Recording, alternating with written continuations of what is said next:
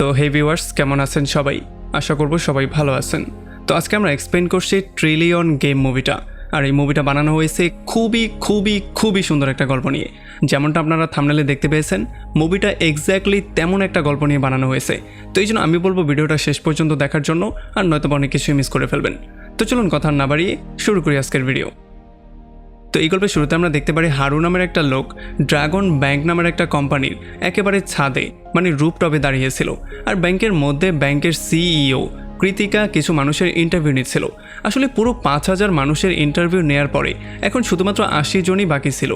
আর তখন এদিকে আমরা দেখতে পারি গাকু নামের একটা ছেলে বাথরুমে তার ইন্টারভিউর জন্য বারবার করে রিপিটেডলি প্র্যাকটিস করছিল। আর যখন তার ইন্টারভিউ টাইম চলে আসে তখন সে এতটাই নার্ভাস হয়ে যায় যে যখন সে চেয়ারে বসার ট্রাই করে তখন সে সোজা মাটিতে পড়ে যায়।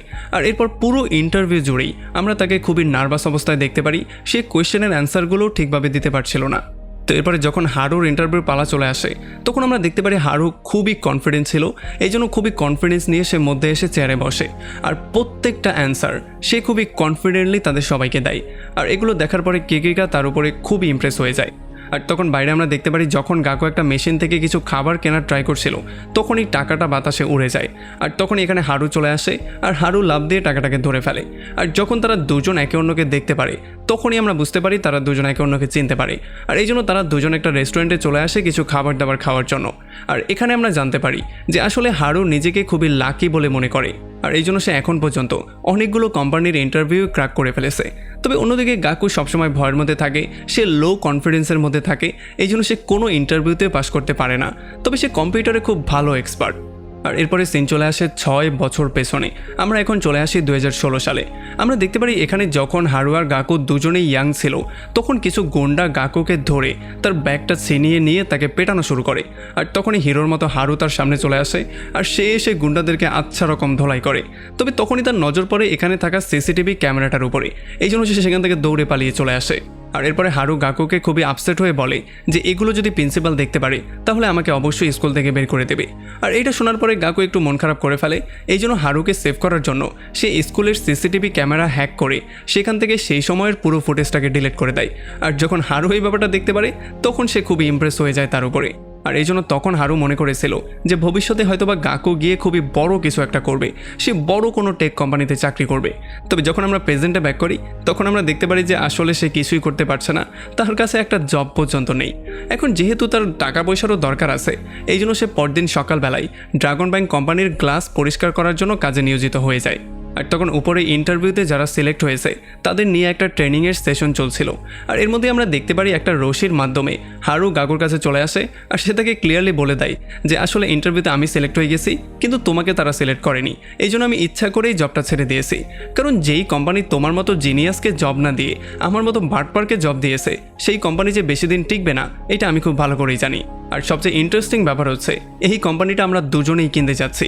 তাহলে চলো আমরা দুজন $1 ট্রিলিয়ন নামে একটা কোম্পানি খুলি আর এরপরে সেখান থেকে কোটি কোটি টাকা ইনকাম করে এই কোম্পানিটা আমরা কিনে ফেলি। আর এই সমস্ত কথাবার্তার মধ্যে আমরা দেখতে পারি হারু গাকুকে নানান রকম স্বপ্ন দেখায়, যেমন খুবই লাক্সারিয়াস ঘর, একটা সুন্দরী ওয়াইফ, বড় বড় দামি দামি অনেক গাড়ি এবং নানান কিছু স্বপ্ন দেখায়। কিন্তু এগুলো শোনার পরে গাকু ক্যাবলার মতো তাকিয়ে থাকে, আসলে সে কিছুই বুঝতে পারছিল না। আর তখনই সিন আবারও ফিউচারে চলে আসে আর আমরা দেখতে পারি ফিউচারের ট্রিলিয়ন গেম নামের এই কোম্পানিটা খুবই বড় একটা কোম্পানি হয়ে গেছে। আর তারা ইউরোপের এবং সৌদি আরবের বিভিন্ন কোম্পানির সাথে এআই নিয়ে একটা কোলাবোরেশনও করছে। আর গাকুর এত বড় একটা সফলতার জন্য সমস্ত মিডিয়া কর্মীরা তার পেছনে পড়ে যায়, সবাই তার ইন্টারভিউ নিতে চায়। তবে এই সমস্ত কোয়েশ্চেনের মধ্যে তারা বারবার করে হারুর নামটাকেও জিজ্ঞেস করছিল। তবে এই কোয়েশ্চেনের অ্যান্সারগুলো কোনোভাবেই গাকু দিতে চাচ্ছিল না। যার মানে এগুলো শোনার পরে আমরা ক্লিয়ারলি বুঝতে পারি যে ফিউচারে আসলে এই কোম্পানির পার্ট হারু থাকবে না। তবে আসলে শুরুটা তো সেই করেছিল। তবে তাদের মধ্যে কী এমন হয়ে গেল যে পরবর্তীতে তাকে কোম্পানি থেকে বের করে দেওয়া হয়েছিল, বা সে কেনই এই কোম্পানির পার্ট না, সেগুলো আমরা একটু সামনেই জানবো। যাই হোক, এরপরে গাকুর অ্যাসিস্ট্যান্ট তাকে খুবই বড় একটা অফিস দেয়, যেই অফিসটার মধ্যে খুবই লাক্সারিয়াস জিনিস ছিল। এগুলো দেখার পরে গাকু পুরো হতভম্ব হয়ে যায়, কারণ এত বড় অফিসের অভ্যাস তার নেই, তার ছোটোখাটো অফিসের মধ্যে বসারই অভ্যাস। আর তাছাড়া এখানে অ্যাসিস্ট্যান্ট তাকে বলে যে আপনার এই পুরনো চেয়ারটা একটু পরে আমি ডাস্টবিনে ফেলবো। তবে গাকু তাকে সরাসরি না করে দেয়, কারণ এই চেয়ারটার সাথে তার খুবই স্মৃতি জড়িত আছে। এই স্মৃতিগুলো সে কোনোভাবেই ভুলতে চায় না। আর এরপরে গল্প চলে আসে আবারও 2023 সালে।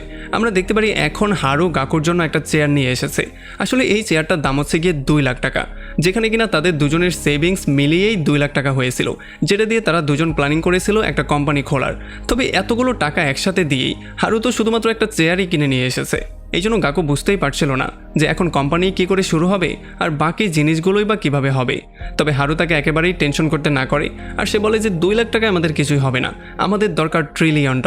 আসলে গুগল, অ্যামাজন, ফেসবুক তাদের প্রত্যেকের ভ্যালু হচ্ছে $1 ট্রিলিয়ন। এই জন্য যদি আমরা $1 ট্রিলিয়ন ইনকাম করতে না পারি তাহলে আমাদেরকে কেউ দাম দেবে না। সো এই জন্য আমাদের $1 ট্রিলিয়ন ইনকাম করতে হবে। আর যদি আমরা $1 ট্রিলিয়ন ইনকাম করতে পারি তাহলে পৃথিবীর যেই কোনো কিছু আমরা এমনিতেই কিনতে পারবো। তবে ইনিশিয়ালি তাদের কোম্পানিটা শুরু করার জন্য একটা বিশাল বড় ফান্ডের দরকার। এই জন্য প্রথমেই তারা দুজন মিলে চলে আসে একটা ইনভেস্টরের কাছে, আর এই ইনভেস্টরের সাথে মিটিং করা শুরু করে। যদিও তার কোনো এক্সপিরিয়েন্স ছিল না, তবে হারু একটা ফেক পোর্টফোলিও দেখিয়ে এই ইনভেস্টরকে ইমপ্রেস করে ফেলে, আর এই জন্য ইনভেস্টর তাকে $1 মিলিয়ন দেওয়ার জন্য রাজিও হয়ে যায়। তবে হারু তার কাছে $50 মিলিয়নের ডিমান্ড করে, এটার জন্য সে তাকে সরাসরি না করে দেয়, আর তারা দুজন সেখান থেকে বেরিয়ে চলে আসে। তবে আমরা দেখতে পারি এর পরেও বারবার করে তারা দুজন বিভিন্ন ইনভেস্টরদের কাছে যায়, আর তাদের কাছে বারবার করে তাদের প্ল্যানিংটা শেয়ার করে। তবে তারা বারবার করেই তাদেরকে রিজেক্ট করে দেয়। এত রিজেকশনের পরে গাকু তো পুরোপুরি মেন্টালি ভেঙে পড়েছিল।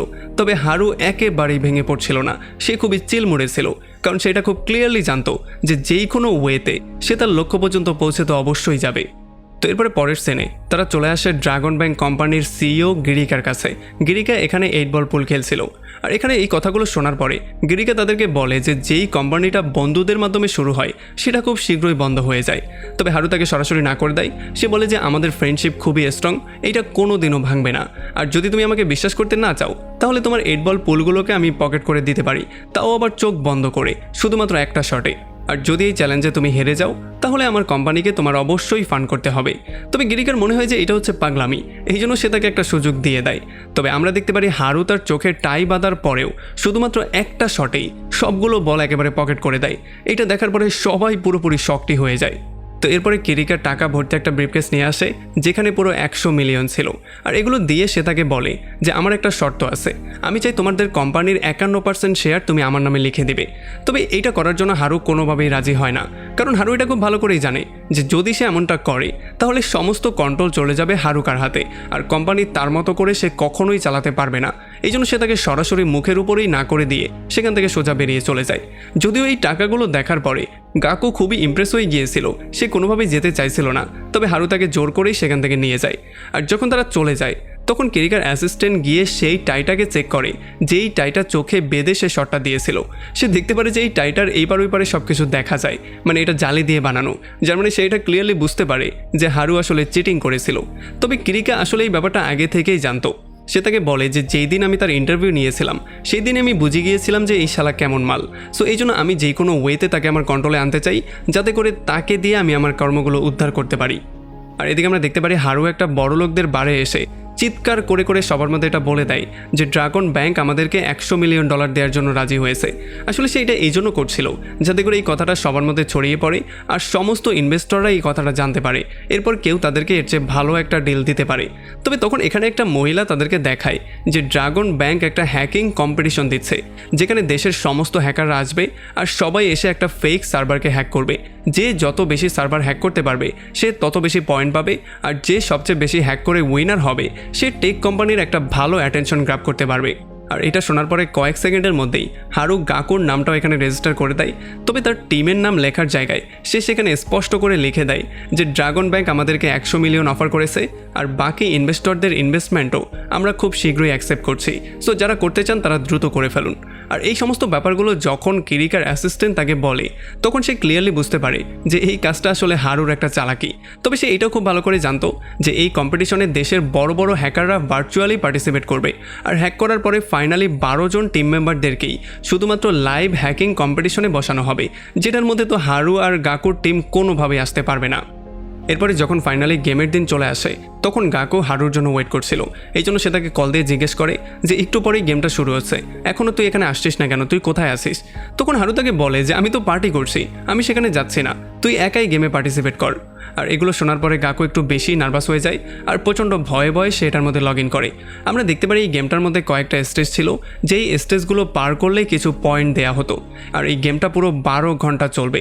আমরা দেখতে পারি গাকু তার সমস্ত মনোযোগ এক জায়গায় দিয়ে সমস্ত কোয়েশ্চেনগুলো সলভ করা শুরু করে, আর প্রত্যেকটা সার্ভারে হিট করা শুরু করে। এমন করতে করতে কয়েকশো র্যাঙ্ক টপকে সে সোজা 100-এর মধ্যে চলে আসে। তবে যেহেতু বাকি প্রত্যেকটা টিমের মেম্বার ছিল 4 জন আর সে ছিল একা, এই জন্য টপ 12-এর মধ্যে আসা তার জন্য কাইন্ড অফ ইম্পসিবল হয়ে গিয়েছিল। এরপরে রাত 12টার সময় হারু একটা ল্যাপটপ নিয়ে আসে যেখানে লাইভে দেশের টপ সিকিউরিটি এক্সপার্টরা ছিল। আসলে হারু তার সবচেয়ে দামি ঘড়িটাকে সেল করে এই সমস্ত এক্সপার্টদেরকে এক জায়গায় করেছিল আর সারাদিন তাদের সাথেই পার্টি করে সে গাকুকে সাহায্য করার জন্য তাদেরকে কনভিন্সও করে ফেলেছে। এখন তারা সবাই মিলে গাকুর সাহায্য করবে আর তারা একসাথে হয়ে সমস্যার সমাধানগুলো করবে। আমরা দেখতে পারি সারা রাত তারা সমস্ত প্রবলেমগুলো সলভ করে আর ফাইনালি তাদের টিম মানে গাকু একা চলে আসে টপ 12-এর মধ্যে। আর এরপরে সিন শিফট হয়ে চলে আসে একেবারে ফাইনাল ম্যাচে। আমরা দেখতে পারি গাকু একেবারে ফাইনাল পর্যন্ত পৌঁছে গেছে। এখানে গারু নোটিস করে যে এখন পর্যন্ত হারু এখানে আসেনি, এই জন্য সে ভালো করে চারপাশটা চেক করে। আর কিছুক্ষণ পরে আমরা দেখতে পারি খুবই অদ্ভুত একটা কস্টিউম নিয়ে হারু সবার সামনে এসে উপস্থিত হয়। সে এখানে প্রে করার জন্য একটা অদ্ভুত লাঠিও নিয়ে আসে। এই লাঠিটা দিয়ে সে উল্টা পাল্টা কিছু ভঙ্গি করার পরে ফাইনালি ক্রিকার সামনে আসে আর সে ক্রিকাকে বলে যে যদি আজকের ম্যাচটা আমরা হেরে যাই তাহলে সারা জীবনের জন্য আমরা তোমার গোলাম হয়ে যাব, আর যদি এই ম্যাচটা আমরা জিতে যাই তাহলে তুমি সারা জীবনের জন্য আমাদের হয়ে যাবে।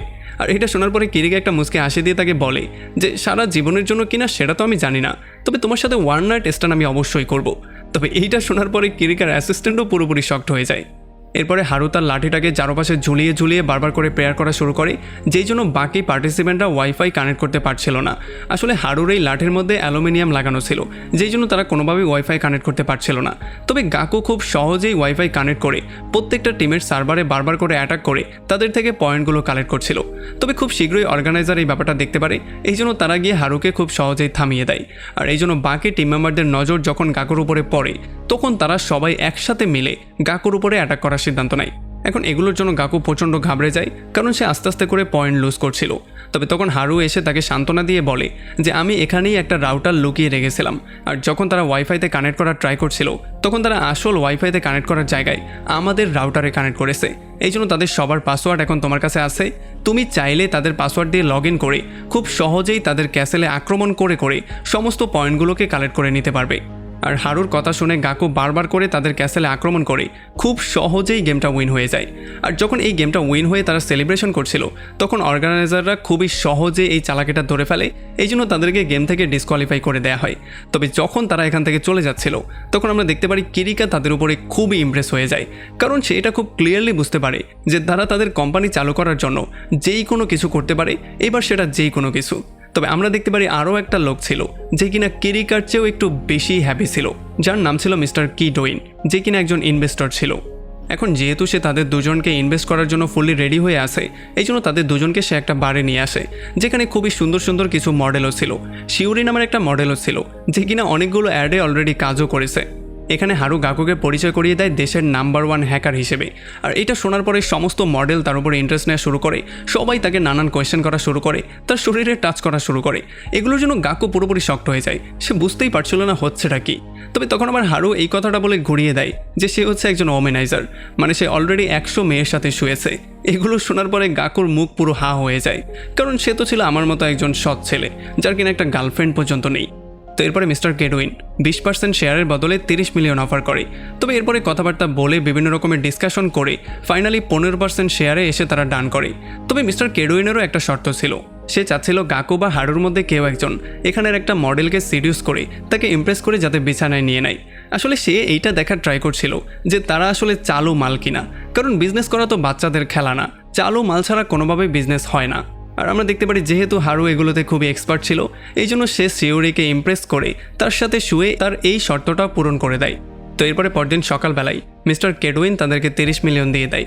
আর তখন হারু প্রথম মাসেই 3 মিলিয়ন লাভ করার একটা ব্যাপার বলে। তবে এটা শোনার পরে মিস্টার কেডউইন তাদেরকে বলে যে যদি তোমরা তোমাদের প্রমিস রক্ষা করতে না পারো তাহলে কিন্তু আমি তোমাদের দুজনকেই আমার গোলাম বানিয়ে ফেলবো। আর এটা শোনার পরে হারু তার শর্তে রাজি হয়ে যায়।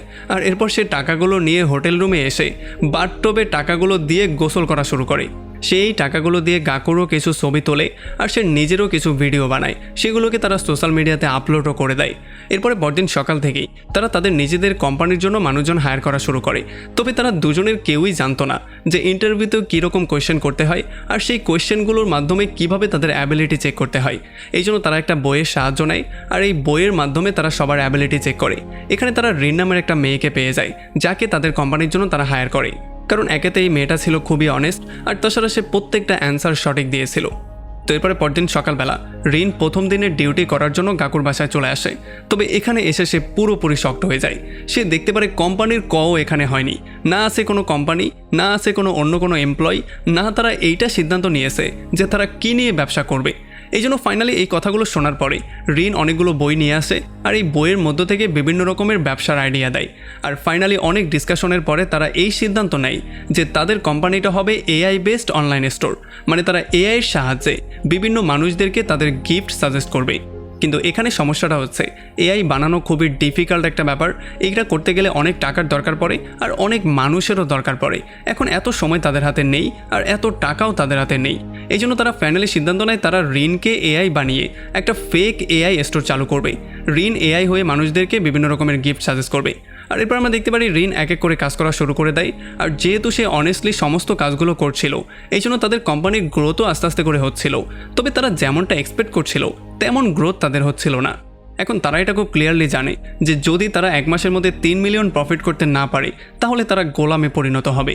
এই জন্য ফাইনালি যখন তারা এই ব্যাপারটা নিয়ে ডিসকাশন করে তখন রিন তাদেরকে বলে যে আসলে যখন মানুষ একটা গিফট দিতে যায় তখন গিফট হিসেবে তারা ফ্লাওয়ার দেয়াকেই খুব বেশি প্রেফার করে। এই জন্য ফাইনালি তারা সিদ্ধান্ত নেয় তারা এইটা নিয়েই কাজ করবে। আর যেহেতু রিন আগে একটা ফ্লাওয়ার শপে জব করতো, এই জন্য ফ্লাওয়ার সম্পর্কে তার খুব বেশি ধারণাও ছিল।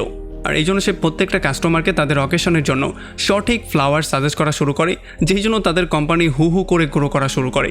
তবে এর কিছুদিন পরে মিস্টার কেডুইন তাদেরকে ডেকে এনে অন্য একটা মহিলার সাথে মিট করায়। আসলে এই মহিলার নাম ছিল সুজুকি, যেই কিনা ছিল একটা ফ্লাওয়ার কোম্পানির মালিক। সে তাদের কোম্পানিতে ইনভেস্ট করার সিদ্ধান্ত নেয়। তবে সে তাদেরকে একটা কন্ডিশন দেয় যাতে পরবর্তী 1 মাসের মধ্যে তারা $20 মিলিয়ন রেভিনিউ করে। এই জন্য তারা দুই বন্ধু একটা ভয়ঙ্কর প্ল্যানিং করে চলে আসে বড় লোকদের নাইট ক্লাবে। আসলে বড় লোকদের নাইট ক্লাবের রেন্টে গার্লফ্রেন্ড পাওয়া যেত, যাদের সাথে তারা রাতও কাটাতে পারত। আর এই গার্লফ্রেন্ডদেরকে বলা হতো হোস্ট। আর একটা হোস্টের অনেকগুলো ক্লায়েন্ট থাকবে, এটা নর্মাল একটা ব্যাপার। এই জন্য যেই বড় লোকরা এখানে আসে তারা তাদের হোস্টদেরকে খুবই দামি দামি ফ্লাওয়ার গিফট করতেই পছন্দ করে। তবে এখানে সমস্যা হচ্ছে হিরোতো নামের একটা লোক আছে যে কিনা এই ফ্লাওয়ারের ব্যবসাটা এখানে করে। তবে যদি তার ক্লায়েন্ট কেউ চুরি করার ট্রাই করে তাহলে তাদের সাথে একটা সংঘর্ষ তার হতেও পারে। তবে এগুলোতে কোনোভাবেই হারু হার মানতে চাচ্ছিল না। সে তার কথার মাধ্যমে দুইটা মহিলাকে পটিয়েও ফেলে আর বিভিন্ন রকমের ম্যাজিক ট্যাজিক দেখিয়ে সে তাদেরকে ইমপ্রেস করে ক্লাবের মধ্যে নিয়েও আসে। আর এখানে তাদেরকে বিভিন্ন কথার জালে ফাঁসিয়ে সে তাদের অ্যাপ থেকে ফ্লাওয়ার অর্ডার করার একটা পরামর্শও দিয়ে দেয়। আর এই মহিলাগুলো রাজিও হয়ে যায়।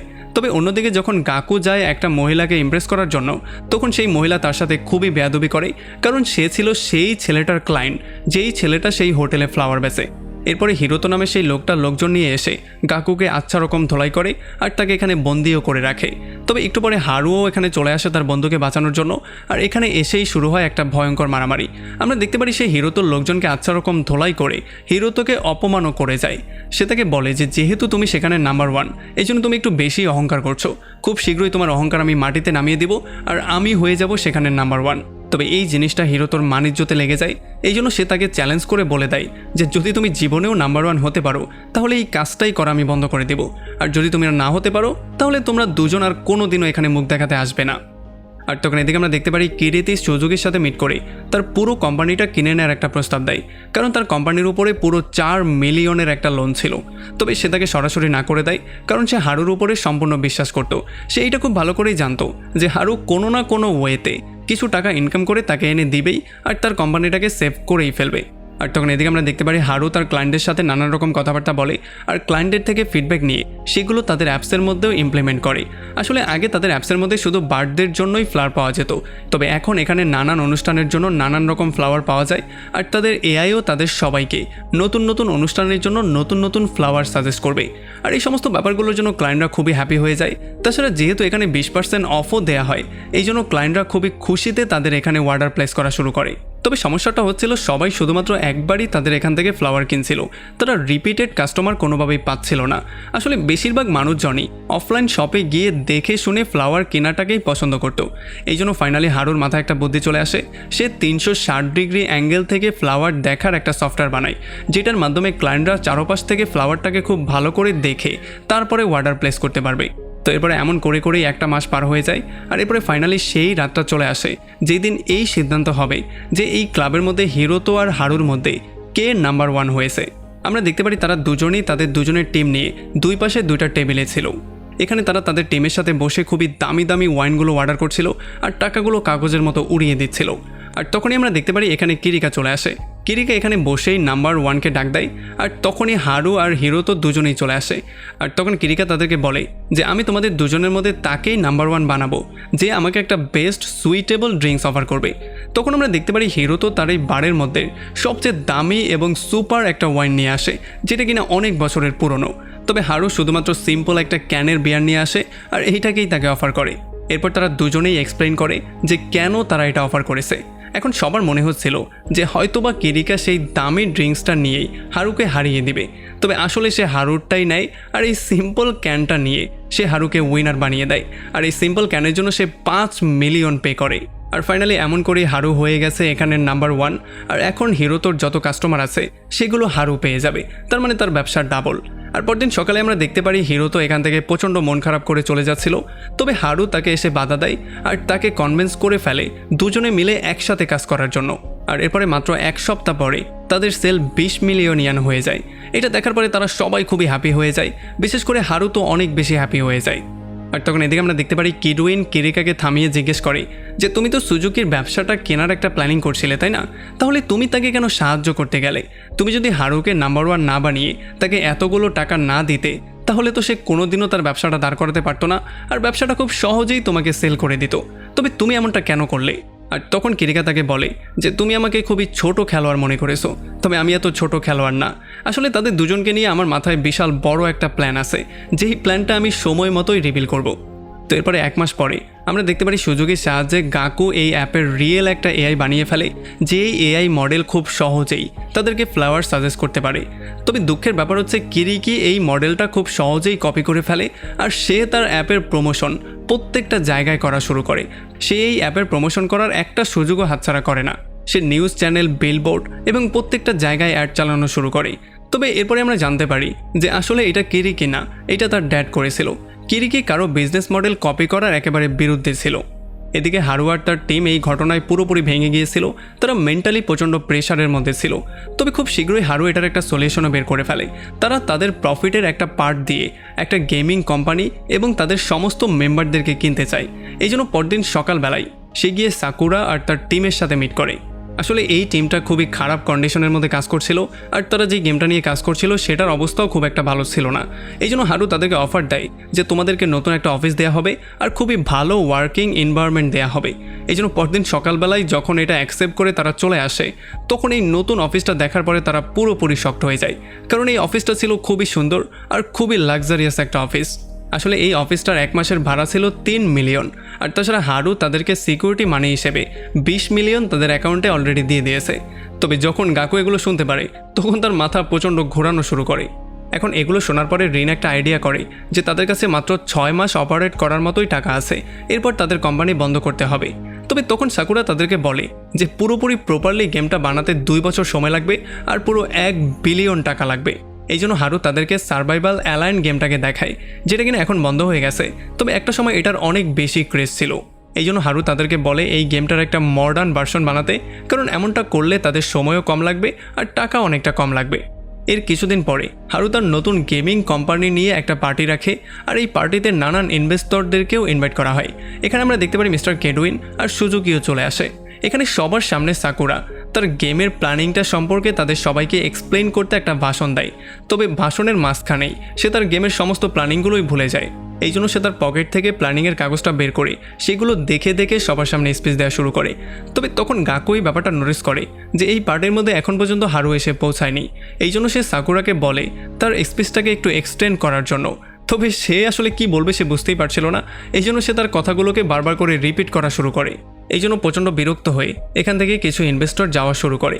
তবে তখন এখানে হারু নায়কের মতো এন্ট্রি নেয় আর সে ড্রাগন ব্যাংক কোম্পানির এক্স গেম ডেভেলপার হরিমোতোকে সবার সামনে নিয়ে আসে। এখানে হরিমোতো তাদের সবাইকে বলে সে ট্রিলিয়ন গেম কোম্পানির আন্ডারে হয়ে পৃথিবীর নাম্বার 1 গেম বানাতে যাচ্ছে। এই জন্য সে ইনভেস্টরদেরকে রিকোয়েস্ট করে যাতে করে তারা এই কোম্পানিতে ইনভেস্ট করে এই গেমটা বানাতে তাদেরকে সাহায্য করে, কারণ ভবিষ্যতে এই গেমটা তাদেরকে অনেক বেশি প্রফিট এনে দিবে। তো এরপরে পরদিন সকালবেলা রেইন তাদের সবার সামনে ক্যালকুলেট করে এটা বের করে যে কালকে রাতের বেলা তারা যে রেস করেছে সেখানে তারা 2 বিলিয়ন ইয়ান উঠিয়েছে। এটা শোনার পরে তার পুরো টিম পাগলের মতো হয়ে যায়, সবাই নাচানাচি করা শুরু করে। তবে যখন হারু একা ছিল তখন সে গাকুকে বলে যে আসলে হরিমোতো হচ্ছে একজন অ্যাক্টর যাকে আমি অ্যাক্টিং করার জন্য টাকা দিয়েছিলাম। আসলে ড্রাগন ব্যাংক কোম্পানি তাদের সমস্ত ডেভেলপারদেরকে পৃথিবী থেকে লুকিয়ে রেখেছিল যাতে করে কেউ তাদেরকে টাকার লোভ দেখিয়ে তাদের পক্ষে নিয়ে আসতে না পারে। তবে তারা শুধুমাত্র তাদের ওয়েবসাইটে একটা এআই জেনারেটেড ইমেজ আপলোড করে রেখেছিল যেটার নামে তারা দিয়েছিল হরিমোতো। এই জন্য সেটার সুযোগ নিয়ে আমি তাকে হুবাহু সেই রকম কস্টিউম পরিয়ে তাকে দুনিয়ার সামনে শো করিয়ে দিয়েছি। আর এরপর সে গাকুকে এটাও বলে যে আমার রিয়েল মোটিভ কোনো গেম বানানো না, আমার রিয়েল মোটিভ হচ্ছে মিডিয়াকে কন্ট্রোল করা, আর এই জন্য আমার অনেক টাকার দরকার। এখন গেম ডেভেলপ করার নাম করে আমাদের কাছে 2 বিলিয়ন টাকা চলে এসেছে, যেগুলো দিয়ে আমরা খুব সহজেই আমাদের কার্য উদ্ধার করতে পারবো।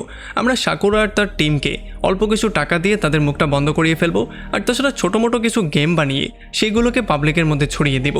আর বাকি যেই টাকাগুলো থাকবে সেগুলো দিয়ে আমি মিডিয়াকে টেক ওভার করবো, কারণ মিডিয়া ছাড়া কোনোভাবেই আমরা সামনে এগোতে পারবো না। কারণ যদি আমরা বড় একটা কোম্পানি বানিয়েও ফেলি তাহলে আমাদের চেয়ে বড় যেই কোম্পানি থাকবে সেইটা হয়তো আমাদের অ্যাকোয়ার করে নেবে, নয়তোবা আমাদের বিজনেস মডেলটা কপি করে আমাদেরকে পুরোপুরি ডিস্ট্রয় করে দেবে। তবে এইটা শোনার পরে গাকু পুরোপুরি শক্ট হয়ে যায়, কারণ সে বুঝতেই পারছিল না হারুর মাথায় কী চলছে আর সে কী করে এগুলোকে কন্ট্রোল করবে সেগুলো তার মাথায় ধরছিল না। আর তাছাড়া যেই গেমিং টিমটাকে তারা একটু আগে হায়ার করেছে তাদের জন্য তার খুবই খারাপ লাগছিল। আর তখন এদিকে আমরা দেখতে পারি কিরিকার বাবা হারুর এই সমস্ত প্ল্যানিং সম্পর্কে ক্লিয়ারলি বুঝতে পারে। তবে যদি সে হারুকে এক্সপোজ করতে চায় তাহলে মিডিয়ার রিয়েল ক্রিয়েটরদের সম্পর্কে তাকে কোয়েশ্চেন করবে, যেটার অ্যান্সার সে কোনোভাবেই দিতে চায় না। আর আমরা দেখতে পারি হারুর এই চালটার জন্য কিরিকা তার উপরে আরও বেশি ইমপ্রেস হয়ে যায়। আর সেদিন রাতের বেলায় হারু মিস্টার কেডুইনকে গিয়ে তার সমস্ত প্ল্যানিংটা এক্সপ্লেন করে। আর পরদিন সকালবেলা রেইন দৌড়ে তাদের কোম্পানিতে আসে আর গাকুকে ডেকে বাইরে নিয়ে আসে। আর সে তাকে বলে যে আমাদের অ্যাকাউন্ট থেকে 2 বিলিয়নই গায়েব হয়ে গেছে। আমি জানি যে এটা হয়তো বা হারুই করেছে। তবে রিন এটা একেবারেই বুঝতে পারছিল না যে আসলে হারু করতে চাচ্ছেটা কি। এই জন্য সে প্রচণ্ড রাগ করেছিল আর সে হারুকে কনফারেন্ট করার জন্য যাওয়ার ট্রাই করছিল। তবে একেবারে শেষ মুহূর্তে গিয়ে গাকু তাকে আটকে দেয় আর সে তাকে বলে যে আসলে এই সমস্ত ভুলটা আমারই ছিল, আমার মধ্যে এতটা সাহস ছিল না যে হারুর এই কর্মকাণ্ডগুলো থেকে আমি তাকে আটকাতে পারি। তবে হ্যাঁ, আমি তোমার কাছে প্রমিস করছি আমি চাই না আমাদের টিমের মধ্যে কোনো ঝামেলা হোক, আমি চাই আমাদের গেমটা যেই কোনো মূল্যে বানাতে। এরপরে গাকু আর তার টিম মিলে সাকুরা আর তার পুরো টিমকে সমস্ত সত্যিটা বলে দেয়। তবে এইটা শোনার পরে তারা সবাই পুরোপুরি শকড হয়ে যায়। আসলে তারা তো মিস্টার হরিমোতোর সাথে বসে গেম ডেভেলপ করার একটা প্ল্যানিং করছিল, কিন্তু এখন তাদের স্বপ্নটা পুরোপুরি ডিস্ট্রয় হয়ে গেছে। তবে তখন গাকু আবার তাদেরকে একটু শান্ত করে বলে যে ড্রাগন ব্যাংক কোম্পানিতে আমার একটা ক্লাসমেট কাজ করে, আমি তার মাধ্যমে ড্রাগন ব্যাংকের ডেভেলপারদের সাথে কানেক্ট করার ট্রাই করব আর তাদেরকে আমাদের টিমে আনার ট্রাই করব। কিন্তু আসলে গাকুও তাদেরকে মিথ্যা কথা বলছিল। সে আসলে প্ল্যানিং করছিল ড্রাগন ব্যাংকের সার্ভার হ্যাক করে তাদের ডেভেলপার টিমের ডেটাগুলো চুরি করে আনতে। এই জন্য যখনই সবাই অফিস থেকে চলে যায় তখন রাতের বেলায় সে তার হ্যাকিং শুরু করে আর হ্যাক করে সে পুরোপুরি শকড হয়ে যায়। আসলে সে এখানে শুধুমাত্র ডেভেলপার টিমের ইনফরমেশনই পায় না, সে সেই সমস্ত র ফাইলগুলো পেয়ে যায় যেগুলো নিয়ে ড্রাগন ব্যাংক কোম্পানি ফিউচারে প্ল্যানিং করছিল।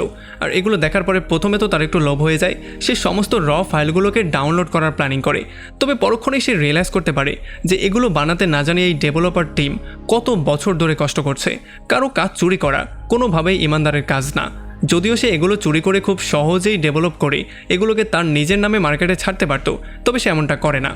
আর পরদিন সকালবেলা কেরিকার এমপ্লয়ি এসে তাকে বলে যে কালকে রাতের বেলা আমাদের সার্ভারটা হ্যাক হয়েছিল আর সে যদি চাইতো তাহলে আমাদের সার্ভার থেকে সমস্ত তথ্যগুলোকে নিয়ে গিয়ে আমাদের $বিলিয়ন লস করাতে পারত। তবে সে এমনটা করেনি। সে আমাদের এখানে একটা নোট ছেড়ে গিয়েছে আর সেই নোটে সে লিখেছে আমাদের সার্ভারের কোন কোন জায়গায় সমস্যা আছে যেগুলোর জন্য এই হ্যাকটা হয়েছে, আর সেই সমস্ত জায়গাগুলো আমাদের সলভ করা দরকার। তবে এগুলো শোনার পরে কিরিকার মনে হয় এগুলো গাকুরই কাজ, কারণ যখন গাকু ইন্টারভিউ দেওয়ার জন্য এসেছিল তখন সে হ্যাকিং সম্পর্কে নানান কথাবার্তা বলেছিল। এই জন্য সে বাইরে বের হয়েই গাকুকে সরাসরি কল দিয়ে তার সঙ্গে ডেট করার একটা অফার দেয়। যদিও এটা শোনার পরে গাকু পুরোপুরি শকড হয়ে যায়। তবে যেহেতু এই প্রথমবারের মতো কোনো মেয়ে তাকে সামনে থেকে ডেটের জন্য অফার দিচ্ছে এই জন্য সে নাও করতে পারে না। তো এরপরে পরদিন সকালবেলা তারা একটা পার্কে চলে আসে আর এখানে তারা মন খুলে এনজয় করে। এরপরে রাতের বেলায় তারা একটা জায়ান্ট হুইলে গিয়ে বসে আর এখানে কিরিকা তাকে জিজ্ঞেস করে যে কালকে একজন আমাদের সার্ভারে হ্যাক করেছিল, তবে সে আমাদের কোনো ডাটাই চুরি করেনি। তোমার কি মনে হয় সে কেন আমাদের সার্ভারটা হ্যাক করেছিল? তবে এগুলো শোনার পরে গাকু একটু বেশি ভয় পেয়ে যায় আর সে মনে মনে চিন্তা করা শুরু করে যে যদি আমার জায়গায় এখানে হারু থাকতো তাহলে সে কি উত্তরটা দিত। এরপরে সে তাকে বলে যে তুমি কি নিয়ে কথা বলছো এটা তো আমি বুঝতেই পারছি না। তবে যখন কিরিকা তাকে বারবার করে জোর দেয় তখন সে তাকে ফাইনালি বলেই দেয় যে হয়তোবা হ্যাকার চাচ্ছিল তোমাদের গেমিং টিমের ইনফরমেশন বের করতে, অথবা সে এমন কোনো কনফিডেন্সিয়াল ফাইল খুঁজছিল যেটা পাবলিকালি অ্যাভেলেবেল না। আর এগুলো শোনার পরে ফাইনালি কিরিকাও ব্যাপারটা বুঝতে পারে। এই জন্য যখন তারা ডেট শেষ করে বাসার দিকে যাওয়া শুরু করে তখন কিরিকা তাদের গেমিং টিমের হেড সম্পর্কে তাকে বলে দেয়। আর এইটা শোনার পরে তো গাকু প্রচণ্ড হ্যাপি হয়ে যায়। তো এরপরে পরদিন সকালবেলা গাকু, হারু আর রিন মিলে চলে আসে তাদের গেমিং ডিপার্টমেন্টের হেড হেবিজিমার সাথে মিট করতে। আর ফাইনালি তাকে তারা গেম ডেভেলপ করার জন্য রাজিও করে ফেলে।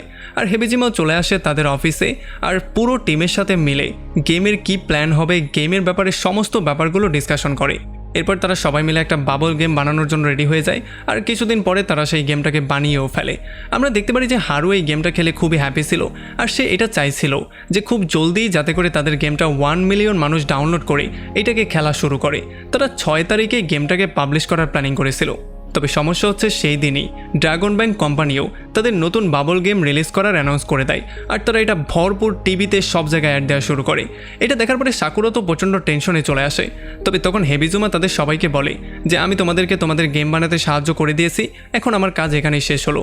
আমি ড্রাগন ব্যাংক কোম্পানিতে নতুন একটা গেম বানানোর জন্য কাজ পেয়েছি, আমি সেখানেই চলে যাব। যদিও সাকুরা তাকে বারবার করে রিকোয়েস্ট করে থেকে যাওয়ার জন্য, তবে সে কোনোভাবেই থাকতে চাইছিল না, কারণ ড্রাগন ব্যাংক কোম্পানিতে তাকে প্রতি মাসে স্যালারি দেওয়া হয় 180 মিলিয়ন টাকা, যেটা কিনা কোনোভাবেই গাকু অ্যাফোর্ড করতে পারবে না আর তাকে রাখতেও পারবে না। যদিও গাকু পরদিন সকালবেলা যখন তাকে ড্রপ করতে যায় তখন তাকে গেমের 3% শেয়ারও অফার করে। যদি এই গেমটা $5 বিলিয়ন ইনকাম করতে পারে তাহলে হেবিজুমা পেয়ে যাবে $350 মিলিয়ন। যদিও এটা শোনার পরে হেবিজুমার একটু লোভ চলে আসে, তবে তখন আবার কিরিকার বাবার যেই থ্রেটটা তাকে দিয়েছিল সেইটাও তার মাথায় চলে আসে। আসলে যখন কিরিকার বাবা জানতে পেরেছিল যে সে ট্রিলিয়ন গেমের সাহায্য করছে তখন সে দ্রুত সেখান থেকে বেরিয়ে আসতে বলে, আর নয়তোবা সে তাকে তো মেরেই ফেলবে, বরং ট্রিলিয়ন গেমকেও ডিস্ট্রয় করে দিবে বলেছিল। এই জন্য সে ফাইনালি হারুর অফারটাকে রিজেক্ট করে দিয়ে সেখান থেকে চলে যায়। এরপরে ফাইনালি হেবিজুমা চলে আসে ড্রাগন গেমের অ্যানাউন্সমেন্ট অনুষ্ঠানে। আর এখানে যখন সমস্ত সাংবাদিকরা তার দিকেই ক্যামেরা তাক করেছিল তখন ফাইনালি প্রথমবারের মতো ড্রাগন ব্যাংক তাকে ডেভেলপার হওয়ার ক্রেডিট দেয়।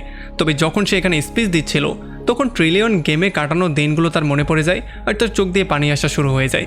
এই জন্য সে সবার সামনে অ্যানাউন্স করে বলে দেয় যে আমি আজকেই ড্রাগন ব্যাংক ছেড়ে ট্রিলিয়ন গেমে গিয়ে জয়েন করছি। আর এটার জন্যই ফ্রিতে ট্রিলিয়ন গেমের কোটি টাকার প্রচার হয়ে যায়। আর এদিকে আমরা দেখতে পারি হারু একটা মিডিয়া হাউস কিনে ফেলে আর সেখানের বড় বড় মডেলদের মাধ্যমে সে তার গেমটার প্রমোশন করা শুরু করে। আর এই জন্য গেমটা লঞ্চ হওয়ার মাত্র 3 দিনের মধ্যেই এটা 1 মিলিয়ন ডাউনলোড কমপ্লিট করে ফেলে। আর খুব সহজে এটা প্লে স্টোরে টপ 3 গেমের মধ্যে চলে আসে আর কয়েকদিন পার হতে হতেই এটা নাম্বার 1 গেমও হয়ে যায়। এতে করে হারু আর তার টিম সবাই খুবই হ্যাপি হয়ে যায় আর তারা সবাই ফুললি এনজয় করা শুরু করে। তবে তখনই হারু তাদের সবার সামনে অ্যানাউন্স করে দেয় যে আমরা এই গেম থেকে 5 বিলিয়ন ইনকাম করেছি, যার মানে আমরা সবাই এখন মিলিনিয়ার হয়ে গেছি। তবে যখন আবার গাকুর সাথে হারু একা ছিল তখন সে তাকে আবারও মনে করিয়ে দেয় যে তারা আসলে মিশনে নেমেছিল ট্রিলিয়ন ইয়ান কামানোর, তারা এত ছোটোখাটো মিশনের নামেনি। সে চায় একটা ট্রিলিয়ন টিভি নামের টিভি খুলতে, যেইটার মাধ্যমে সে তার কোম্পানির প্রচার করবে। এরপরে পরদিন সকালবেলা যখন তারা দুজন গিয়ে মিস্টার কেডুইনকে এই প্ল্যানিংটা বলে তখন মিস্টার কেডুইন তাদেরকে সতর্ক করে বলে যে একটা টিভি চ্যানেল চালানো কিন্তু এত সহজ ব্যাপার না, সোর্স কিভাবে বানাতে হয়, সেগুলোকে কিভাবে ডিস্ট্রিবিউট করতে হয়, এই সমস্ত ব্যাপারগুলো তোমাকে আগে শিখতে হবে, এটা রাতারাতি সম্ভব না। তবে আমরা দেখতে পারি হারু এই প্ল্যানিংগুলো অলরেডি করে রেখেছিল। সে প্রথমেই ওয়েদার ব্রডকাস্ট করার একটা চ্যানেল কিনে ফেলে আর সেখান থেকে কিভাবে মিডিয়ায় কাজ করে সেই ব্যাপারটাকে অবজার্ভ করে নেয়। আর এরপরে সে তার মিডিয়া হাউসের মাধ্যমে সমস্ত মডেলদের সাহায্যে পুরো দেশের মধ্যে তার সোর্স বানিয়ে নেয়। আর খুব শীঘ্রই হারু একটা মোবাইল কোম্পানির স্পন্সরও পেয়ে যায়, যেই জন্য তাদের টিভি চ্যানেলটা খোলা খুবই ইজি হয়ে যায়। তবে এরপরেই তারা জানতে পারে যে ড্রাগন ব্যাংক কোম্পানিও একটা টিভি চ্যানেলই কিনে নিয়েছে। এটা শোনার পরে ফাইনালি হারু সিদ্ধান্ত নেয় তার টিভি চ্যানেলটা একটু ভিন্ন হবে আর সে শুধুমাত্র নিউজই প্রেজেন্ট করবে, যাতে করে ড্রাগন ব্যাংক কোম্পানির মুখোমুখি সে দাঁড়িয়ে না যায়। এরপর আমরা দেখতে পারি সে তার টিভি চ্যানেলে একটা এআই মডেল বিল্ড করে, যেই এআইগুলো ফেক আর আসল নিউজগুলোর মধ্যে পার্থক্য খুঁজে বের করবে, কোনটা ফেক আর কোনটা আসল সেইটা পাবলিককে বলবে। তবে এর কয়েকদিন পরেই তারা একটা খবর পেয়ে যায় যে একটা আসামি পুলিশের থেকে পালিয়ে গিয়েছিল। তবে যখন পুলিশ তাদেরকে ধরার ট্রাই করছিল তখন সে কিছু মানুষকে হস্টেজও বানিয়ে নিয়েছে। সে একটা রেস্টুরেন্টের সামনে উল্টাপাল্টা অনেক কিছু করছে। আর এই খবরটা পাওয়ার সঙ্গে সঙ্গেই গাকু তার চ্যানেলের মধ্যে এটা লাইভে চালিয়ে দেয় আর সেখানে রিপোর্টারকে পাঠিয়ে এই ব্যাপারটা লাইভ ফুটেজ নেওয়ার ট্রাই করতে বলে। আর সৌভাগ্যক্রমে রেস্টুরেন্টের মধ্যে থাকা একটা লোকের ফোনের ভিডিওটা তারা কোনো রকমে পেয়ে যায়, যেটা কিনা অন্য টিভি চ্যানেলের কাছে ছিল না। আর যখন এইটা তারা প্রচার করে দেয় তখন তাদের টিভি চ্যানেল এমনিতেই অনেক ভিউ পেয়ে যায়। আর তাছাড়া পুলিশেরও এই ভিডিও ফুটেজটার জন্য মিশনটা পরিচালনা করতে একটু সহজ হয়। আর তারা খুব সহজেই রেস্টুরেন্টের মধ্যে ঢুকে আসামিকে গ্রেপ্তার করে সেখান থেকে নিয়েও যায়। আর যেহেতু এত বড় একটা সফলতা তাদের টিভি চ্যানেলের মাধ্যমে হয়েছে, এই জন্য হারু সবাইকে এখানে একটা পার্টি দেয়। এরপরে হারু অ্যানিমেশন বানানোর সিদ্ধান্ত নেয়। তবে এই কাজটা করতে গিয়েও ড্রাগন ব্যাংকের মুখোমুখি তাকে হতে হয়। আসলে কিরিকার বাবা মিস্টার কেডুইনের সাথে মিট করে তাকে লোভ দেখানোর ট্রাই করছিল। সে তাকে বলছিল যাতে করে সে হারুর সঙ্গ ছেড়ে দেয় আর তার সঙ্গে জয়েন করে। যদি সে এমনটা করে তাহলে তার কোম্পানির যত অ্যাডভার্টাইজমেন্ট সেগুলো সে তাকে দিয়ে দিবে আর সে তার মিডিয়া কোম্পানির মাধ্যমে সেগুলোকে প্রচার করে কোটি টাকা কামাতে পারবে। আর মিস্টার কেডুইন এই সমস্ত ব্যাপারগুলো এসে হারুকে বলে দেয়। তবে হারু তাকে সরাসরি বলে দেয় যে আপনার কোম্পানির জন্য যেটা ভালো মনে হয় সেটাই আপনার করা উচিত, আর বেস্ট ডিলগুলো কখনোই ছেড়ে দেওয়া উচিত না। তবে এগুলোর পরেও মিস্টার কেডুইন ড্রাগন ব্যাংকের অফারটাকে সরাসরি না করে দেয়। এই জন্য পরদিন সকালবেলায় ড্রাগন ব্যাংক কোম্পানি হারু, গেকু আর মিস্টার কেডুইনকে ডেকে তার অফিসে নিয়ে আসে। আসলে তারা তাদের সঙ্গে একটা বন্ধুত্ব করতে চায় আর তাদের কোম্পানির সমস্ত শেয়ারগুলো তারা কিনতে চায়। এটার জন্য সে 70 বিলিয়ন ইয়ান দেওয়ার জন্য রাজি ছিল আর তার মেয়েকে দেওয়ার জন্য রাজি ছিল। আসলে সে চায় তার মেয়েকে হারুর সঙ্গে বিয়ে দিতে আর তাকে তার জামাই বানিয়ে ফেলতে, কারণ সে হারুর মধ্যে সেই সমস্ত গুণগুলো দেখতে পাচ্ছে যেগুলো ইয়াং বয়সে তার নিজের মধ্যে ছিল। তবে এগুলো শোনার পরে গাকু পুরোপুরি শক্ট হয়ে যায়। তবে গাকু আরও বেশি শক্ট হয় তখন যখন হারু এই অফারটাকে সরাসরি রিজেক্টই করে দেয়। সে বলে যে আমি বিবাহিত, সো এই জন্য এই অফারটা আমি একেবারে নিতে পারছি না। তবে যখন কিরিকি এটা শুনতে পারে তখন সে খুবই জেলাস ফিল করা শুরু করে। তবে পরে গাকু হারুর থেকে জানতে পারে যে আসলে বিয়ের ব্যাপারটা হারু মিথ্যা বলেছিল, কারণ যদি সে কিরিকিকে সরাসরি বিয়ের জন্য না করে দেয় তাহলে সে একটু লজ্জাও পেতে পারে। এই জন্য সে তাকে লজ্জা না দেওয়ার জন্য এই কথাটা বলেছিল। তো এরপরে ফাইনালি তারা 3 জন মিটিং করে সমস্ত ব্যাপারগুলো ডিসকাশন করে পরদিন সকালবেলায় গিয়ে কিরিকের বাবার সঙ্গে একটা মিটিং করে। এখানে হারু তাকে সরাসরি বলে যে আপনি আমাদের কোম্পানিটা কিনতে চান আর আমি আপনার কোম্পানিটা কিনতে চাই। তবে এইটা শোনার পরে কিরিকার বাবার কাছে মনে হয় যে এটা একটা জোক ছিল, এই জন্য সে পাগলের মতো হাসা শুরু করে। কিন্তু এখন পর্যন্ত সে এটা জানতো না যে আসলে হারু যেটা মুখ দিয়ে বলে সেটা সে করে পর্যন্ত দেখায়। এই জন্য সে তার অফিসে ব্যাক করে তার কোম্পানিকে আরও বড় করার জন্য নতুন একটা প্ল্যানিং বের করে।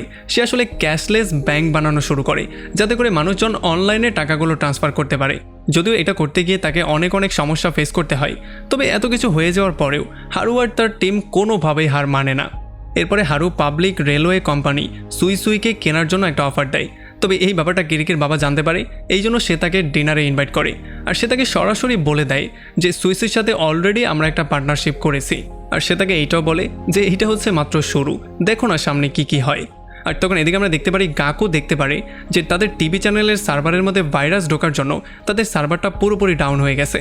আর যখন সে একটু ভালো করে চেক করে তখন সে দেখতে পারে তাদের গেমিং সার্ভার, তাদের টিভি চ্যানেলের সার্ভার এবং তাদের বিজনেস সার্ভারের মধ্যে কেউ একজন অ্যাটাক করে তাদের সমস্ত ডাটাগুলো চুরি করে নিয়ে গেছে।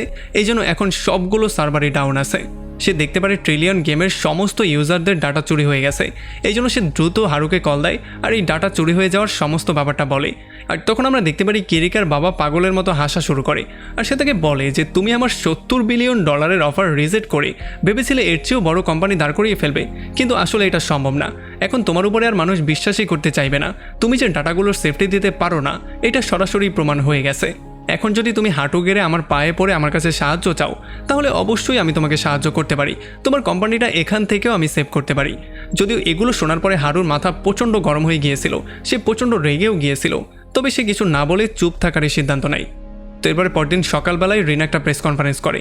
আসলে যেহেতু সে ট্রিলিয়ন গেম কোম্পানির প্রেসিডেন্ট ছিল এই জন্য ডাটাগুলো চুরি হয়ে যাওয়ার জন্য সে ইউজারদের কাছে প্রথমে মাপ চায় আর এত বড় একটা ভুলের দায়ভার নিজের মাথায় নিয়ে সেই প্রেসিডেন্ট পদ থেকে পদত্যাগ করে নেয়। আর তখন এদিকে আমরা দেখতে পারি হারু চলে আসে কিরিকার বাবার সামনে আর সে তার সামনে হাঁটু গেড়ে বসে তার কাছে সাহায্য চায়। আর সে তাকে এইটাও জিজ্ঞেস করে যে তার মেয়েকে বিয়ে করার অফারটা এখনও আছে কিনা। আর এগুলো দেখার পরে গাকু তাকে ডেকে সাইডে নিয়ে আসে আর তাকে জিজ্ঞেস করে যে এগুলোর পেছনে আসলে কী প্ল্যান আছে। তবে তখন হারু একটু বেশি রাগ করে গিয়ে বলে যে আমার কাছে এই মুহূর্তে কোনো প্ল্যানিংই নেই, আসলে আমি ট্রিলিয়ন ইয়ান ইনকাম করতে চাই, আর এটা করার শুধুমাত্র একটাই উপায় আমার সামনে আছে। আমি যদি কিরিকাকে বিয়ে করে ফেলি তাহলে তার বাবার থেকে ব্যবসা বাণিজ্যর সমস্ত গোমরগুলো শিখে আমি বড় করে একটা কোম্পানি দাঁড় করাতে পারবো, সেখান থেকে আমি ট্রিলিয়ন ইয়ান ইনকাম করতে পারবো। তবে এইটা শোনার পরে গাকুর মাথাটা প্রচণ্ড গরম হয়ে যায়, কারণ তারা দুজন 30 বিলিয়ন করে পেয়ে তো যাবে, তবে তাদের যেই কর্মচারীরা ছিল তাদের সমস্ত কষ্টগুলো বৃথায় চলে যাবে। এই জন্য সে প্রচণ্ড রাগ করে এখান থেকে বেরিয়ে চলে যায়। তো এরপর পরদিন সকালবেলা হারু হয়ে যায় ড্রাগন ব্যাংক কোম্পানির সিও। এই জন্য সে সিও হয়ে চলে আসে তার নিজের ট্রিলিয়ন গেম কোম্পানিতে। আর তার কর্মচারীরা এই ব্যাপারটা কোনোভাবে বিশ্বাসই করতে পারছিল না যে হারু তাদের সাথে এত বড় একটা বেইমানি করবে। তবে এখন যেহেতু ট্রিলিয়ন গেমের সমস্ত শেয়ার ড্রাগন ব্যাংকের কাছে সেল হয়ে গেছে, এই জন্য অফিসিয়ালি এই গেম কোম্পানির মালিকও ড্রাগন ব্যাংক। এই জন্য ড্রাগন ব্যাংকের একটা এমপ্লয়কে এখানে সিও বানিয়ে দেওয়া হয়, যে কিনা ছিল খুবই বজ্জাত একটা লোক, যে কিনা ক্রিয়েটিভ ওয়ার্ক করানোর জায়গায় শুধুমাত্র গেমের বাগগুলো খুঁজে বের করার দায়িত্ব তাদের উপরে চাপিয়ে দেয়। গাকুকে একটা জেনারেল ডিপার্টমেন্টে দিয়ে দেওয়া হয় যেখানে তার কোনো ক্ষমতাই নেই। আর তখন সে বসে বসে হারুর সাথে কাটানো দিনগুলো মনে করে আর প্রচণ্ড কান্না করে। আর যখন রাতের বেলায় সে ছাদে দাঁড়িয়েছিল তখন তার সঙ্গে মিট করতে হারু চলে আসে। সে এসে তাকে বলে যে ট্রিলিয়ন ইয়ান কামানোর সাথে সাথে আমার আরও একটা স্বপ্ন ছিল, সেটা ছিল আমি ড্রাগন ব্যাংক কোম্পানিকে ডিস্ট্রয় করে দেব। আসলে কিরিকার বাবা অনেকগুলো স্ক্যাম করেছে, সেই সমস্ত স্ক্যামগুলো আমি ফাঁস করতে চাই। তবে এগুলো করতে আমার তোমার সাহায্য লাগবে, তোমাকে ছাড়া আমি কিছুই পারবো না। তোমার যে কোনো ওয়েতে সিওর কম্পিউটার হ্যাক করে সমস্ত ডাটাগুলো চুরি করে নিয়ে আসতে হবে। আর এগুলো শোনার পরে ফাইনালি সে তাকে সাহায্য করার সিদ্ধান্ত নেয়। আমরা দেখতে পারি পরদিন সকালেই গাকু সিওর কম্পিউটার হ্যাক করে সমস্ত ডাটাগুলো চুরি করে সেগুলোকে পাবলিক করে দেয়। আর এই জন্য কিরিকার বাবার যত ইললিগাল কাজ ছিল সেগুলো সব কিছু ফাঁস হয়ে যায়। সে কিভাবে কালো টাকা ইনকাম করেছে, কিভাবে মানুষের জমি দখল করেছে, বড় বড় এমপি মন্ত্রীকে কিভাবে ঘুষ দিয়েছে, সেই সমস্ত ব্যাপারগুলো ফাঁস হয়ে যায়। তবে আমরা দেখতে পারি সে তার প্রভাব খাটিয়ে এই সমস্ত কিছুকে ফেক নিউজ বলে সমস্ত কিছু ডিলিট করিয়ে দেয়।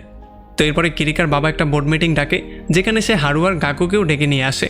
আসলে যখন গাকু সিওর অফিসে সমস্ত ডাটাগুলো চুরি করতে গিয়েছিল তখন সে সেখানে সিসিটিভি ক্যামেরার ফুটেজটা ডিলিট তো করে দিয়েছিল, তবে সেখানে একটা গোপন সিসিটিভি ক্যামেরাও ছিল যেইটার ফুটেজ সে আর চেক করতে পারেনি। এই জন্য এই সমস্ত ফুটেজটা তাদের হাতে চলে এসেছে। তবে সে এই ব্যাপারটা জানতো না যে হারু অলরেডি সেই সমস্ত নিউজগুলো দেখিয়ে সমস্ত ইনভেস্টরদেরকে একটা ভয়ের মধ্যে ফেলে দিয়েছিল। আর এই জন্য প্রচণ্ড ভয় পেয়ে ইনভেস্টররা তার কাছে তাদের শেয়ারগুলো সেল করা শুরু করে দিয়েছিল। আর এই জন্য এখন হারুর কাছে 16% স্টক চলে এসেছে। আর বাকি যেই বোর্ড মেম্বাররা ছিল তাদেরকেও সে প্রচণ্ড ভয়ভীতি দেখিয়ে তার পক্ষে নিয়ে আসে। আর তাছাড়া সে গাকুর সাহায্যে সিওর ওয়েব ক্যামটাও হ্যাক করে নিয়েছিল। এই জন্য যখন এই ভিডিওগুলো ডিলিট করার জন্য সে মন্ত্রীদের সাথে বাকবেতনটা করছিল তখন অনেক গোপন তথ্য ফাঁস হয়ে গিয়েছিল। সেই সমস্ত ভিডিওর ফুটেজও এখন হারুর কাছে চলে এসেছে, যার মানে এইটা হচ্ছে এখন পাকাপোক্ত একটা প্রমাণ, এটা দিয়ে সে যেই কোনো কিছু করতে পারবে। তবে এখনও 51% শেয়ার পাওয়ার জন্য হারুর 6% শেয়ার দরকার ছিল। আর এই শেয়ারটা না পেলে সে কোনোভাবেই কোম্পানির কর্তৃত্ব পাবে না। তো এই জন্য সে কিরিকিকে বলে তার থেকে 6% শেয়ার দেওয়ার জন্য। যদিও এখানে কিরিকির বাবার মনে হচ্ছিল যে এটা তো আমারই মেয়ে, সে তো এই শেয়ার কোনোভাবেই দিবে না। তবে আসলে কিরিকি 6% দেওয়ার জন্য রাজি হয়ে যায়। আর সে এটা এই জন্য করে কারণ যদি সে তাকে 6% শেয়ার না দেয় তাহলে তার বাবার সমস্ত কুকীর্তি হারু পাবলিকের সামনে এক্সপোজ করে দিবে। আর এমনটা করলে এই কোম্পানি পুরোপুরিভাবে ডিস্ট্রয় হয়ে যাবে। এই জন্য সে তার নিজের কোম্পানিটাকে সেভ করার জন্য 6% শেয়ার দেওয়ার জন্য রাজি হয়ে যায়। আর এরপরে গল্পে চলে আসে একটা ভয়ঙ্কর টুইস্ট। আমরা দেখতে পারি হারু নিজের জায়গায় এই কোম্পানির সিও বানিয়ে দেয় গাকুকে, যেটা শোনার পরে গাকুও পুরোপুরি শকড হয়ে যায়। আর এরপর তারা দুজন মিলে চলে আসে রিনের কাছে, যে কিনা একটা ফ্লাওয়ার শপে কাজ করছিল। আর তাকে এসে সমস্ত ব্যাপারগুলো খুলে বলে তারা ফাইনালি আবারও তাকে তাদের টিমে জয়েন করিয়ে নেয়। আর এর পরের সিনে আমরা দেখতে পারি এখন হারু আর গাকু ড্রাগন ব্যাংক কোম্পানির উপরের তলায় দাঁড়িয়েছিল। আর তারা এখানে দাঁড়িয়ে সেই সমস্ত ব্যাপারগুলো মনে করছিল যে কিভাবে এই কোম্পানিতে শুধু একটা চাকরি পাওয়ার জন্য তারা কত বেশি স্ট্রাগল করেছিল। আর আজকে তারাই হচ্ছে এই কোম্পানির সিও। এর কিছুদিন পরে ট্রিলিয়ন গেম কোম্পানি তাদের প্যারেন্ট কোম্পানি ড্রাগন ব্যাংক কোম্পানিকে অ্যাকোয়ার করে নেয়। গাকু হয়ে যায় ট্রিলিয়ন ব্যাংক কোম্পানির সিও আর কিরিকোকে বানিয়ে দেওয়া হয় ড্রাগন ব্যাংক কোম্পানির প্রেসিডেন্ট। এরপরে সুজুকির ফ্লাওয়ার বিজনেসটাকেও কিনে সেখানে প্রেসিডেন্ট রিনকে বানিয়ে দেওয়া হয়। এতে করে সবাই খুবই হ্যাপি থাকলেও হঠাৎ করেই হারু কোথায় যেন গায়েব হয়ে যায়, কেউ হারুকে খুঁজে পাচ্ছিল না। এরপরে হারু 2 বছর পরে ব্যাক করে। যখন গাকু একটা মেশিন থেকে খাবার কেনার ট্রাই করছিল তখন তার টাকাটা আগের মতোই উড়ে যায়, যেটাকে এসে আবারও হারু ধরে ফেলে। আর এরপর সে তার ল্যাম্বরগিনিতে করে তাকে একটা পোর্টে নিয়ে আসে। আর এখন তার পরবর্তী প্ল্যান এই বিজনেসের মধ্যেও এন্টার করা। আর এমন একটা ইন্টারেস্টিং পয়েন্টে এই পুরো মুভিটা এখানে শেষ হয়ে যায়। তো আমাকে কমেন্ট করে জানান কেমন লাগলো এই দুই বন্ধুর সাকসেস স্টোরি। আসলে জিরো পকেট থেকে শুরু করে কিভাবে $1 ট্রিলিয়ন কামাতে হয় সেইটা এই মুভিটা আমাদেরকে শিখিয়েছে। যদি আপনার কোনো বন্ধু চিন্তা করে যে টাকার জন্য ব্যবসা দাঁড় করানো যায় না, তাহলে তাকে এই ভিডিওটা অবশ্যই শেয়ার করবেন, কারণ এই ভিডিওটা আমাদেরকে খুবই ইম্পর্টেন্ট একটা লেসন দিয়েছে। সেটা হচ্ছে ইচ্ছা আর পরিকল্পনা থাকলে টাকা কখনোই কাউকে আটকে রাখতে পারে না। যাই হোক, ভিডিও ভালো লাগলে অবশ্যই একটা লাইক করবেন, আর যদি এখনও আমাদের চ্যানেলটা সাবস্ক্রাইব করে না থাকেন তাহলে প্লিজ করে ফেলুন। তো আমাদের দেখা হবে অন্য কোনো ভিডিওতে অন্য কোনো একদিন। Till then, take care.